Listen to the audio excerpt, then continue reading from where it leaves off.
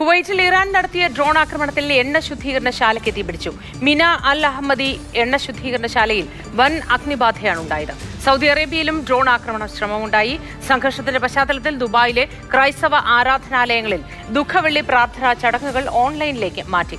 വിവരങ്ങളുമായി ദുബായിൽ നിന്നും സുരേഷ് വെള്ളിമുറ്റത്തിന്റെ റിപ്പോർട്ട്.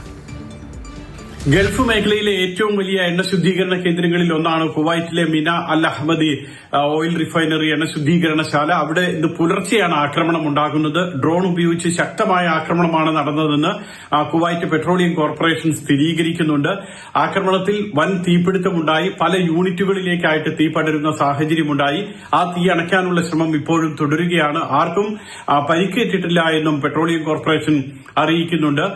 ഇത് ആദ്യമായിട്ടല്ല ഈ റിഫൈനറിക്ക് നേരെ ഇറാനിൽ നിന്നും ആക്രമണം ഉണ്ടാകുന്നത്. കഴിഞ്ഞ മാസം മാർച്ച് 19 ആക്രമണം ഉണ്ടായിരുന്നു. അന്നും ഈ എണ്ണ ശുദ്ധീകരണ കേന്ദ്രം അടച്ചിടേണ്ട സാഹചര്യം ഉണ്ടായിരുന്നു. ഓരോ ദിവസവും 7,30,000 ബാരൽ എണ്ണ ശുദ്ധീകരിക്കാൻ ശേഷിയുള്ള വലിയ റിഫൈനറിയാണ് ഇത്. അതുകൊണ്ട് തന്നെ ഈ തീപിടുത്തം മേഖലയെ വല്ലാത്ത പ്രതിസന്ധിയിലാക്കുന്ന ഒരു സാഹചര്യവും ഉണ്ടാകും.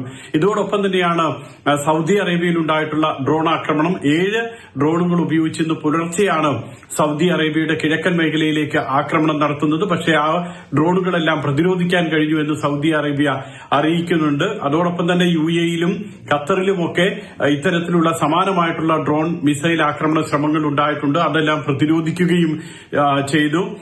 ഇന്നിപ്പോൾ ദുഃഖവെള്ളി ആയതുകൊണ്ട് തന്നെ ഇപ്പോൾ ദുബായിലൊക്കെ ആണെങ്കിൽ പല പള്ളികളിലും ഓൺലൈനായിട്ടാണ് പ്രാർത്ഥനാ ചടങ്ങുകൾ നടക്കുന്നത്. കാരണം വിശ്വാസികൾ പള്ളികളിലേക്ക് വരരുതെന്നുള്ള നിർദ്ദേശം അധികൃതർ നൽകിയിട്ടുണ്ട്. സുരക്ഷാ കാരണങ്ങൾ കൊണ്ടാണ് ഇത്. അതേസമയം അബുദാബി അതേപോലെ തന്നെ ഷാർജയുള്ള നഗരങ്ങളിൽ ചിലയിടങ്ങളിൽ മാത്രം വിശ്വാസികൾ പള്ളികളിലെത്തി പ്രാർത്ഥന നടത്തുന്നുണ്ട്. ഏതായാലും ഈ മേഖലകളിൽ കനത്ത സുരക്ഷ തുടരുന്നുണ്ട്.